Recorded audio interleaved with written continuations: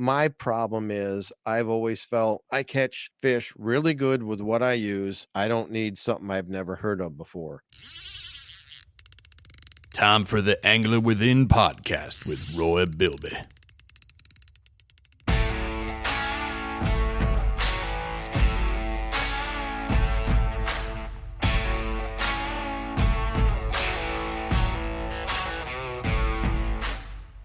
So how we doing, Roy? We're doing good. We're doing good. Having a rough start to the turkey season. Really, you've gotten zero. I don't want to talk about it. Let's talk about it for 1 second. What seems to be the issue, Mr. Turkey Whisperer? What's going on?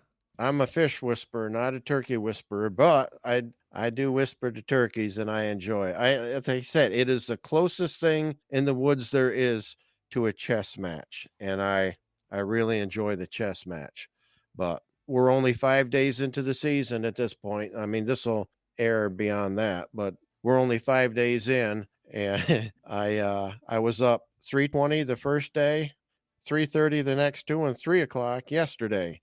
I was happy it was pouring rain this morning because I did not go out. But I've been around birds every single day. I just have not closed the deal. So that's all I have to say about that. I'll let you know when it happens because it will happen. It will happen. Okay. So let's talk fishing, though. This is the Angler Within podcast, and we do appreciate everybody who listens. We appreciate all the positive feedback.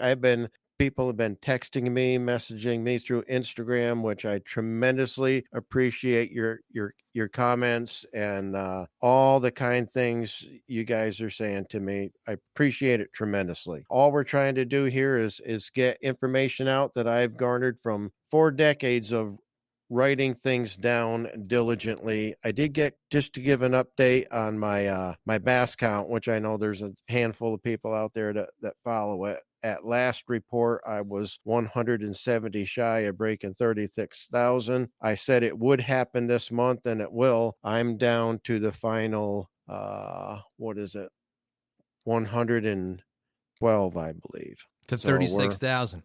112 shy of 36,000. So Are you fishing on Monday or no? Are you gonna fish Tuesday, Wednesday this week? no, You getting out? the first chance I'll get to fish is Wednesday, and then Wednesday I'm doing a striper trip to the Hudson River. So never done that before. Looking forward to it. Going with a few guys, and Where are you going? Troy? You going up? near You going down? Troy, yeah, Rensselaer, Troy area. I might see you. Are you on a boat or are you on shore? Oh no, I don't fish from shore. All We're in right, a boat. so I won't be on a boat, but maybe you'll drive I'll past look me. for you. Well, I might be going. A very good friend of mine is going at 4. He goes 4 a.m. to 5 p.m. Puts a full day in. He goes out. Okay. There. I don't think I have That's that a much. full day. I don't have that kind of stamina for that. But I do know the importance of early, based on tide. I'm assuming that he's going over to Post and Kill to get his fish ahead of time. Yeah. What do you use? You use live or use cut, or what are you using?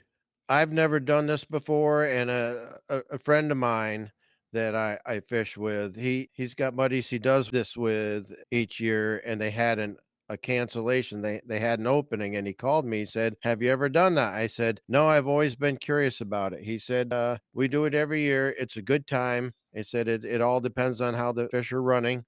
But the reports are good right now. And he booked it back in January. He called me this winter. I said, "You know what? I've always been curious." Yeah, I'm in. So this is a charter trip. So I'll be relying on somebody else to find fish for me. That doesn't usually happen. I'm usually that guy. But There's a lot of standing and waiting on those boats. Anxious to be on the receiving end and just experience something fishing wise that I haven't done before. What time are you getting out there? Are you going out super early too? I'll be up at 4 o'clock to be at his house at 5, and they meet up with the guy at 6, and we take off at 6:30. They do a half day trip. Yeah. Enough to see what's going on. The moo-moos are running. I mean, people are catching them 40 inches plus right now.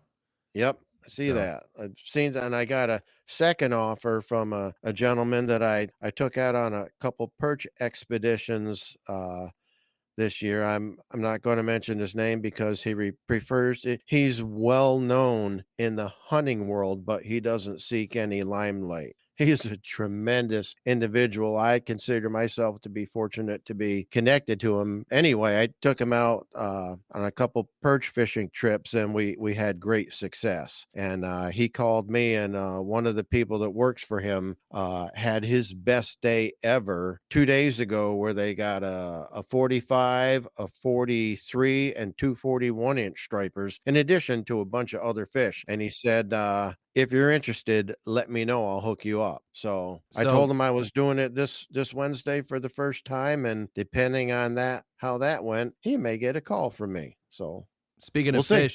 fish, I got out yesterday. I sent you that photo. I'm on the board for 24 with a nice largemouth that on a Zoom Houdini Super Fluke Junior.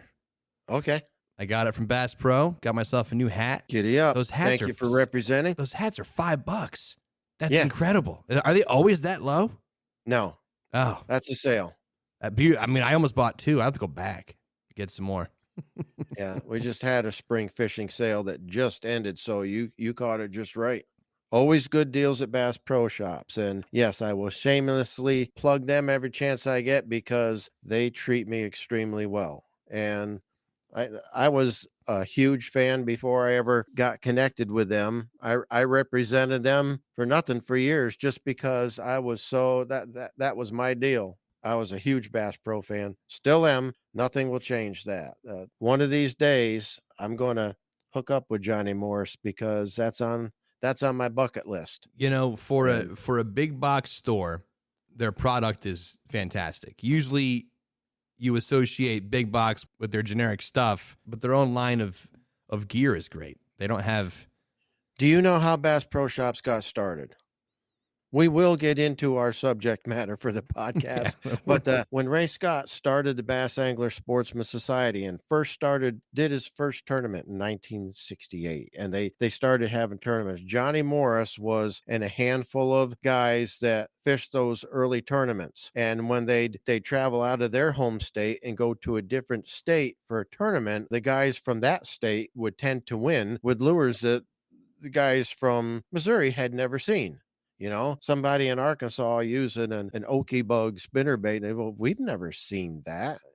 So he got the idea. His parents owned a liquor store, the Brown Derby liquor store, I believe it was called. And they let him have a little space, like a 15-foot space in the back corner of the store where he could bring in these fishing lures from these different states and sell them. And that grew to reach more people. They came out with a catalog. And that's why we can get lures from anywhere nowadays, because Johnny Morris started that trend way back in 1972. Just providing lures that people wouldn't normally have access to. And the rest is history. Built an empire.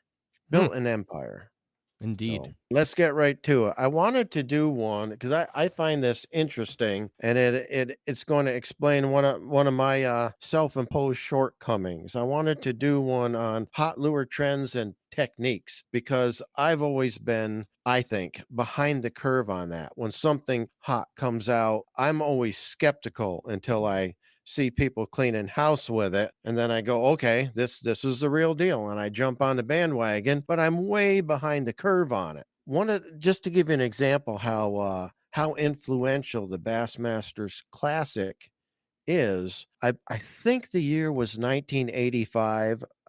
I would have to check, but I believe it was 1985. Jack Chancellor won. They were fishing a river, and he won it with a bait he had called the Do Nothing worm. It was basically just a little 4-inch worm. It was a hot summer tournament. They used to have it in the summer back then, and fish were kind of sluggish, so he went with a small bait. But he fished it with a Carolina rig, and that was a common technique for saltwater fishing. Some people used it in freshwater, but it was used mainly for catfish and stuff like, bottom feeding fish, stuff like that. And it was not a bass fishing technique until he won the Bassmasters Classic with. And then it became a hot lure trend. What the Carolina rig is it's also referred to as the old ball and chain. It's a way of putting a bait basically suspended off the bottom or dragging on the bottom behind a weight. And you can use like a half or 3/4 ounce sinker, heavy sinker, so you can lob this thing way out there. On your main line, you slide that egg sinker and then you slide a bead on behind it and you tie your line to a swivel. The bead is to protect the knot from being mashed by that heavy sinker. Is that what the bead's for? That's what the bead's for. I It's to always protect wondered that knot. that. Okay, I had no idea it had to do with the knot. I thought it was just another like a simulator just to get the attention of the fish. Well, it does two things. When that sinker, especially if you use a tungsten sinker instead of lead, it makes a clicking sound when it hits that bead, which draws curiosity from the fish. It is to protect that knot because that sinker sliding back and forth, hitting that knot is going to abrade it. That bead is to protect that knot. You just use one that's got a big enough hole to kind of slide over the knot so it acts like a sleeve that protects it. The sinker will hit the plastic bead and not the knot, because the bead slides right over it. And then to the other end of the swivel, the business end, you tie your leader however long or short you want. And a lot of guys used to use it in when the grass was low on the bottom. If the grass was 2 foot high, they tie a 2.5 foot leader so their bait suspended just above the grass. That was the theory, but a lot of the plastics weren't buoyant and they would lay right in the grass. But they were rigged Texas style and weedless, and the baits would slither right through the grass and the fish would pick them up. But we have a lot of baits now that are buoyant, like a lot of the Z-Man plastics have air pockets and they'll float, and they're great for a Carolina rig. But that is a technique that is still employed today. And way back in 1985, we're talking what, 39 years ago, it was made popular for bass fishing. That's almost a 40-year-old technique for bass fishing, and it was really not commonplace until Jack Chancellor won the Bassmasters Classic with it. That was in 1985. I started using it about 1995. So I was 10 years behind on that trend, but I don't think many people use it today. It's basically a forgotten technique, but I still catch fish on it. And it presents when you use a Texas rig, which I use a lot, talked about that, it takes your bait right to the bottom. When you use a Carolina rig, your bait is trailing behind that sinker. When you use a Texas rig, your bait is right against that sinker. So if you got like a 2-foot leader, if you want to drag that if you want to rig a craw on it, that little sinker, if you just do it in little pulls and drag it, that sinker is making a little mud trail on the bottom. That draws attention. That draws curiosity and then they see that plastic crawl and bam, you're loaded up. It's the Carolina rig is an amazing technique. It's a little cumbersome to cast. Some people think it's boring because they're just dragging a bait around. They don't feel it's an active enough technique. But I'll tell you what, sometimes that is just the deal for fish in a particular mood. And to me, there's nothing boring about loading up on a fish. The Carolina rig technique works. There was another lure trend. I was way behind the 8 ball on this. Fishing tournaments in the early 90s. I remember a tournament we fished on Lake Champlain. We're all at the ramp early one morning. It's like 5 a.m. We take off at 6, and there's this guy at the launch yelling, getting everybody's attention. I got sluggos here. I got sluggos. I got sluggos. If anybody listening doesn't know what a sluggo is, that was a technique that was popularized, I think, late 80s, early 90s. Herb Reed, guy from Connecticut, came out with a bait called a sluggo. It was not really like a plastic worm. It was, you didn't fish it like a plastic worm. Hard to describe it's kind of like a cross between, I think it was the precursor, the predecessor to the Gary Yamamoto's Senko, because you fished the sluggo the same way. You didn't work it like a plastic worm. You rigged it the same way, but you didn't put a sinker on it. You just threw it out and let it fall in the water column and would drag it around. And it caught fish, but this guy was in the parking lot yelling, I got sluggos here. Everybody was running over there to buy these things because you couldn't get them for a while, I guess. And I'm looking at my partner going, what the heck's a sluggo? He goes, I don't know. I never heard of one. And my problem is I've always felt I catch fish really good with what I use. I don't need something I've never heard of before. But people were catching a lot of fish. That's a very closed-minded approach, though, Roy. Yeah, I know it is. That's my downfall. I'm always way behind on these cutting edge lure trends, except for the ones that I come up with on my own. And then In Fisherman writes an article about it 2 years later, and I go, that was my idea. I didn't tell anybody. Now they're telling everyone. So sometimes when you're out and about at flea markets, garage sales, that kind of stuff, you find the sluggos. I bought a package of sluggos when I was in South Carolina from a flea market one time. It was Wasn't his company called Lunker City? yes. Yeah, that's what I thought. Yeah, Herb Breed's Lunker City Sluggo. Yeah. I don't even know if they still make them. And it was basically it was a flat bottomed, thicker version of a Senko. The Sluggo was a good idea because it presented the bait in a way that the fish hadn't seen before. That's what gave it its edge. But when Gary Yamamoto came out with the Senko, he made it softer. The Sluggos were a little stiff. Mm-hmm. The Senko is very pliable, very soft, and he impregnated it with salt, which sinks in water. So the thing that the Senko had all over the Sluggo was that if you hook it wacky style, which is with a hook in the center, when it drops, both ends kind of wiggle as it free falls, and it looks like something that's dying and injured in the water. That free falling action, that slow, subtle, you know, the the last few kicks of life is what makes the Senko such an effective, easy target lure for fish. And even when you rig it Texas style so you can fish it through grass, it still has that tantalizing fall that it's just light years ahead of the Sluggo as far as strike attracting qualities on the fall. I think that's why the Sluggo just kind of faded into obscurity. And when they came out with the Senko, I said, I get frustrated with myself because I look back at my approach at these new lure trends. And when the Senko came out, I thought, why do I need that? I got Sluggos. I didn't know how effective it could be until I saw the way it worked in the water. And the Ryan Coulter, the man who was my tournament partner for 14 years, he showed up one day with those. We were just fun fishing a local body of water, just bass fishing, just, getting in our zone, just working together. And good grief, this was a body of water. It was the first time he'd fished it. I'd fished it for years and thought I knew everything there was to know about this place. And he was beating the pants off of me with this. I'm like, what is that deal? He said, it's a Senko. I'm like, oh yeah, I've heard about those. I'll catch plenty of fish with my spinner baits and my crankbaits here and my jig. And I did, but good grief, he was lapping me, catching twice as many with that Senko. And I wasn't as slow on the curve with the Senko as I had been with other baits because he kicked my butt so bad that day. I went right out and said, all right, I need these. That won't happen again. And I've been using Senkos ever since to great effect. I mean, there's a lot of tournaments that are still won on those, and it's some people at good grief. I've done draw tournaments with partners where the guy just picked up a spinning rod and threw a Senko all day, and I'm like, that's a good deal, but not for every location we've hit on the lake.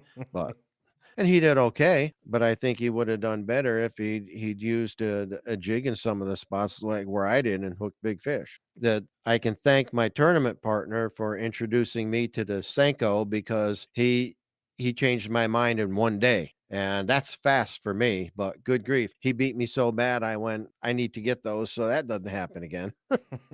But now the drop shot, everybody's going to say, well, that's not a new technique, but here's, it was not always around. A drop shot compared to things like a spinner bait or a crankbait or a buzz bait, a drop shot for us in the US is a relatively new technique. It's probably been winning tournaments for about 20 years now, but I'll tell you what, the first time I was introduced to the drop shot was on an episode of Bassmasters about 30 years ago, maybe 35 years ago.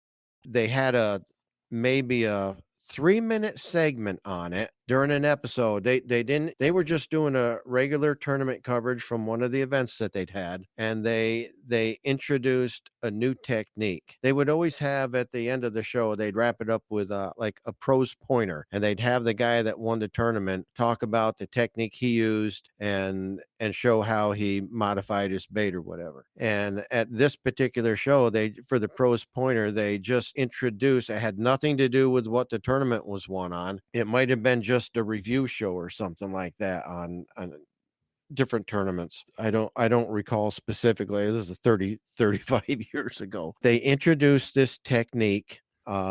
It was called the down shot or the drop shot. That was the only name they had for it because they gave the Japanese name for the technique. And when translated into English, it came out the Every Time Lucky rig. And they showed how you had a weight on the bottom with a leader with a hook tied above it. And you could drop that sinker right to the bottom and just shake your bait. And it was just suspended maybe 8, 10, 12, 14 inches off the bottom, and you just nose hooked a piece of soft plastic on that. They had a drawing illustration of how it's rigged, and then they showed one in the water with an underwater camera, and the action on that plastic. I saw that little 3-minute clip, and I said, holy cow, that is going to be a fish catching technique. Did I immediately go out and adapt it? Of course not. You know, when I started using a drop shot, about 5 years after people had been winning tournaments in the US with it, which started happening in the, I don't know, sometime in the early 2000s, I would guess.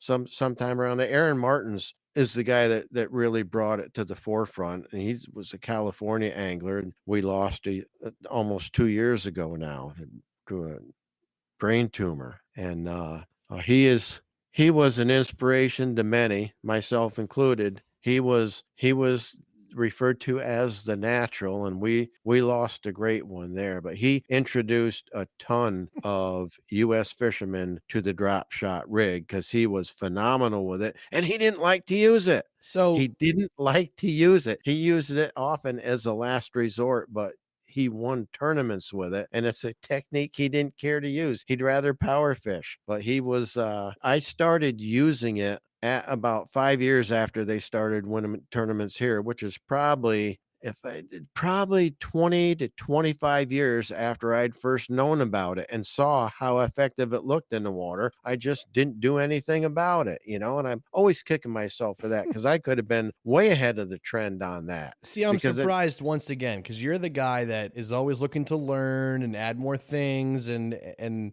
deploy more strategy. It's not an aversion to learning something new because you're not afraid of that at all. But No, it's like my kryptonite. It's the chink in my armor. I need to get with the program quicker, especially when I see how effective that looks in the water. And if I was a fish, I'd eat that. so what is What? what's a lure today that you know that you're missing a boat on based on how you've already done? I'm a lot better now at keeping up to date. I've tried to force myself to not hesitate, I'll say. There's one they're using now that I've basically been doing the same thing with my squirm and shad. This is the latest one that has come out is because Jeff Gustafson won the Bass. Again, here's how influential the Bassmasters Classic is. He won last year using his Demiki rig, his forward-facing sonar minnow. It's a technique he uses where they're finesse fishing. He's using his forward-facing sonar to see these fish and put a bait right above their head and just shake it. And when they're lethargic, they'll just come up and grab it. It's the same thing I do with my little 2-inch squirm and shad on a 16th ounce jig head. It's the same thing. When I saw what the Demiki rig was, I said, I've been doing that with the squirm and shad for 15 years. Yeah, and yeah, we use it in tournaments. Fish everywhere eat smaller fish. That's the whole reason the Squirmish ad works, the Demiki rig works, FFS minnow works. The FFS stands for forward facing sonar minnow. That's what this plastic was designed to be used with a tungsten head, because it gives you a better return on your sonar imaging if you're using forward facing sonar. They're building baits for that technology now just because they show up better on your screen image. But I'm getting ahead of myself. I've gotten a lot better at getting on the bandwagon. That we talked about the drop shot. Another one that came out, a new lure trend not too long ago, the chatterbait. It's different than a swimming. Run it pretty much like a spinnerbait, but it acts more like a swim jig. But it puts out a ton more vibration than a swim jig. A swim jig is all visual. Spinnerbait is visual with flash and a little bit of vibration. Chatterbait's got a whole lot more vibration than a spinnerbait, but not as much flash. And it looks like a swim jig in the water. It just puts out a ton of vibration because it's got a blade that's what they call it, a coffin bill. It's a coffin shaped blade, and it sits kind of upright and catches and deflects and dumps water off one side, then the other, then back, and just vibrates like crazy. Great for stained, muddy, off color water. Great early in the morning if you got overcast skies, just because it puts out a lot of vibration, helps fish locate it. That was a very popular bait. I can't remember who the angler was. It was a tournament in Florida, and this guy came out of nowhere throwing this chatterbait and finished second in the tournament. But he came from way back in the field and started using a chatterbait the second day and shot way up the leaderboard and almost won. And he, on the weigh-in stage, he was talking about the chatterbait and how it turned his tournament around for him. And boom, next thing you know, everybody's making a chatterbait. And there's some guys out there that are really good with them. The most popular one by far is the jackhammer, and it's just something about that bait, the way they make it. It's cost a lot more than your generic ones and your off-brand ones, but it's worth it because it does catch a lot more fish. I got a bunch of the jackhammers, and I use them in bluegill and bait fish patterns because that's what I'm trying to replicate with it. I got on that lure trend quick. I use them a lot. I catch a lot of fish on the 1/8 ounce versions in a lot of the bodies of water I fish. That it's amazing how many fish they catch. Here's another one that was a saltwater lure. This was popularized by Chris Lane, who's sponsored by Bass Pro Shops. He's a Florida angler. Him and his brother Bobby fish and win a lot of tournaments. Chris won the Bassmasters Classic. His brother Bobby won the Red Crest Championship. And Bobby right now, I respect him for this. He's fishing the EQ qualifiers, trying to get his way back into the Bassmaster Elite Series because he wants a classic win. And I hope he makes it. He's a tremendous angler. Big Fish Bobby Lane, they call him. And I'm a fan, as are many of the listeners. But his brother Chris popularized two saltwater things. One was the power poles. That was a saltwater anchor for fishing the flats. It looks like a jack hanging off the back of the boat. It's like grasshopper legs, right? Mm-hmm. They're amazing. I haven't invested in them yet, but that's the next purchase because they hold you in position. There's certain techniques that they'd be ideal for when we're fishing a spot on a river. You don't have to constantly stay on the trolling motor. If you don't have spot lock on your trolling motor, get power poles. Or vice versa. They both do the same thing. They hold you in position, and you don't have to be dropping an anchor on a rope and pulling it in. I mean, that's so old school nowadays. They were a saltwater anchor, and Chris Lane was the first one to put them on a bass boat.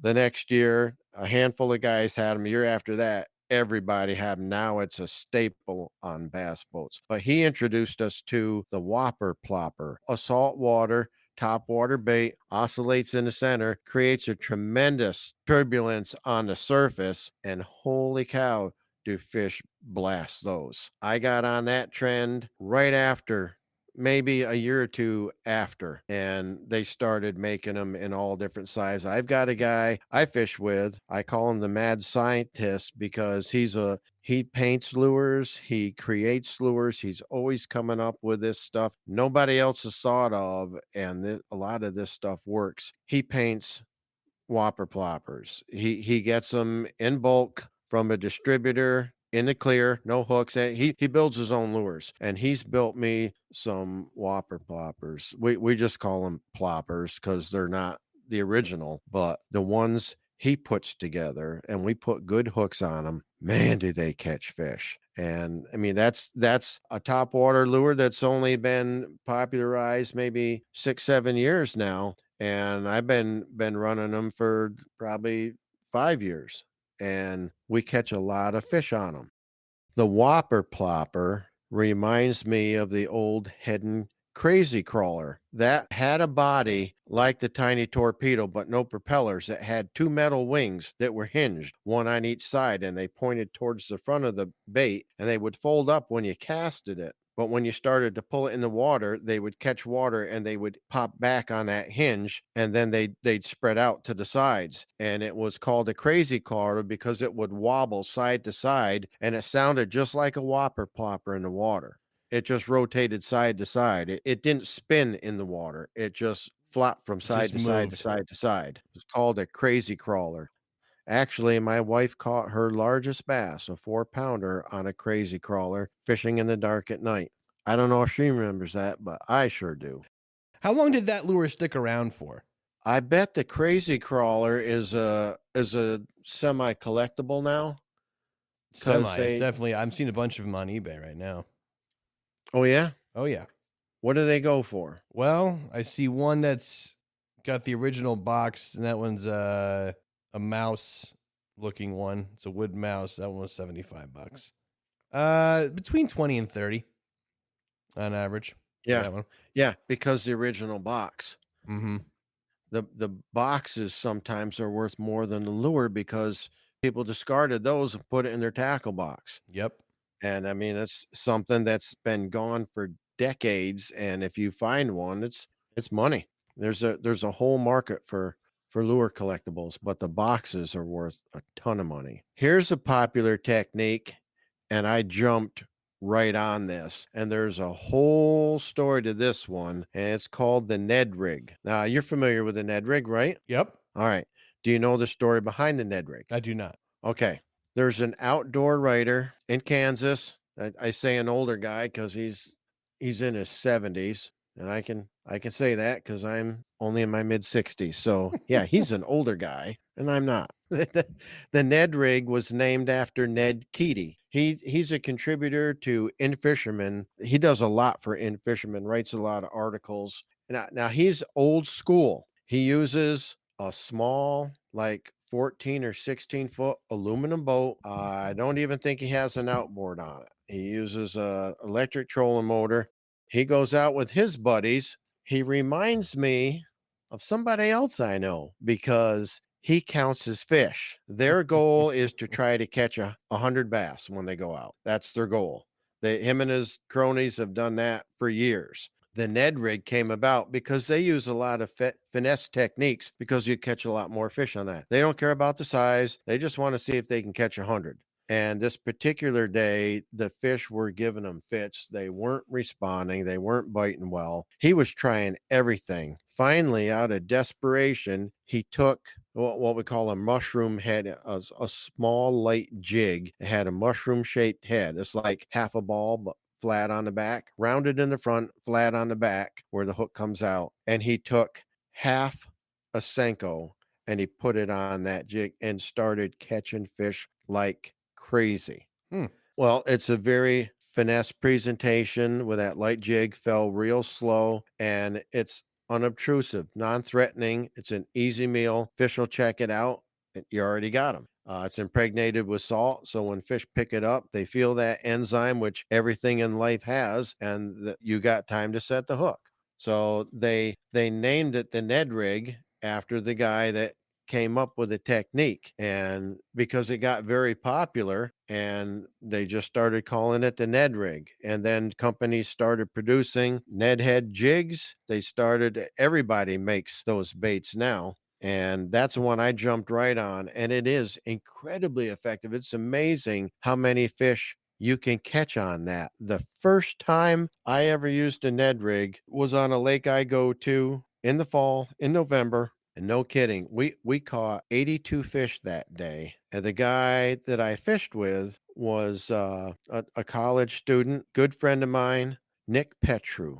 I'll put his name out there. A lot of guys know Nick. He's a tremendous, tremendous fisherman. And I took him to this lake. He'd been using a Ned rig for a little while. That was the first day I used it, and I actually caught more fish than he did on his own technique. And that didn't usually happen. Nick's a tremendous fisherman. He's outfished me many days, and I respect his fishing ability tremendously. I learned a lot fishing with him. And the Ned rig is just we were fishing 25 foot down and just throwing it out and just dragging it. And many times you wouldn't feel a strike. Just when you went to drag it, that rod tip would start to load. I was using a rod custom built for me by another college that Nick at the time was president of the bass club that I advised for the college in Cobleskill, New York, SUNY Cobleskill. I was the founder of the bass club and team, and Nick was the second president of that club. Prior to him, it was Eric Malone. Nick was the third president. There was one in between them, but Eric Malone was the first one who built me a custom drop shot rod, which I also doubled as my Ned rig rod. And that tip was so sensitive. When I'd go to slide that across the bottom, I would see it load a little bit more and I would know a fish had it. I felt 2 strikes that day out of, 40 plus fish that I caught. I felt 2 strikes. They were just holding on to it. But that's how effective the Ned rig is. And it's not always like that. A lot of times they'll slam it. But an interesting thing about the Ned rig, if you look at it, it's just a straight piece of plastic, usually only 3 or 4 inches long, no appendages. It looks like nothing. And you're thinking, why would a fish eat this? They're curious. Anything that's moving on the bottom, they perceive as life or food, and they're gonna check it out and sample, especially something that looks defenseless. I mean, they eat a lot of crayfish, but if those crayfish are in a defensive posture, they'll try to swing around so they can get it from behind. So, I mean, this Ned rig looks totally defenseless. An interesting story behind this, and this goes to Berkeley, the Berkeley labs in Spirit Lake, Iowa. They do more research and development than I think any lure company on the face of the earth. They have a tremendous facility out there. They came out with a crayfish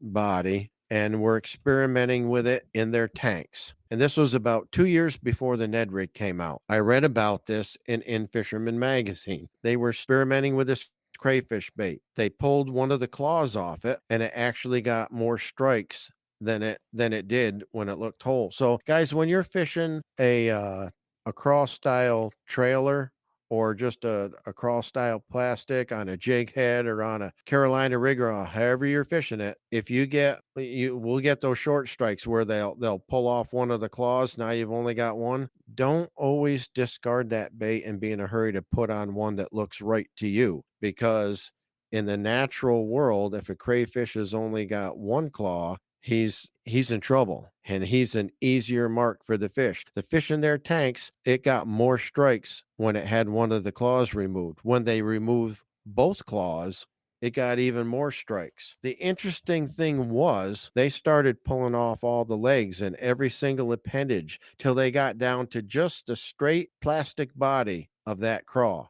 with no claws, no antennas, no legs, no appendages whatsoever. And that version got more strikes from the fish in their test facility than any other version of that plastic bait. So they took it to the marketing department and said, "You won't believe how effective this is." And the marketing team said, "We can't sell that. Nobody's going to buy that because it looks like nothing. So they never went forward with it because they were right. Nobody would buy it. It doesn't look like anything that you think a fish would eat. It looks like a piece of plastic that had everything torn off it. Nobody's going to buy that. They were absolutely right. 2 years later, Ned Keaty came out with a Ned rig, which was half a Senko on a mushroom head jig. They started making, but what do those baits look like now? All the Ned plastics that you see nowadays, they're a 3 or 4 inch straight plastic worm with hardly any taper at all. It looks like nothing. Berkeley had that idea 2 years ago, saw how effective it was, but never marketed it because they didn't think anybody would buy it. And I believe at the time they were correct. 2 years later, when Ned Keaty's genius created the Ned rig, now everybody's buying it because they know how effective the Ned rig is because of all the articles that were written about the Ned rig promoting its successful fish catching abilities. So people at that time, now 2 years later, are looking for those type of plastics. If Berkeley had hit on that, the timing was not correct. That's the only problem there. They had a winner before people knew how effective it could be.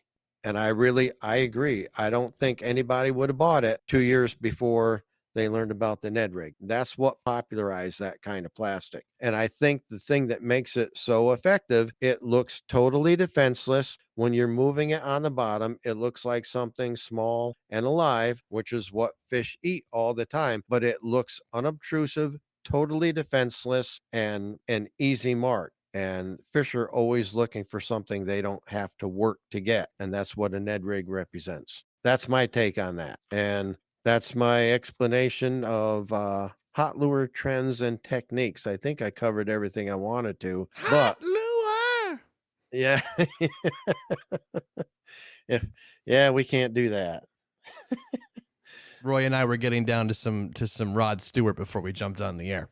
So it was instead of hot legs, we were singing hot lures. Yeah.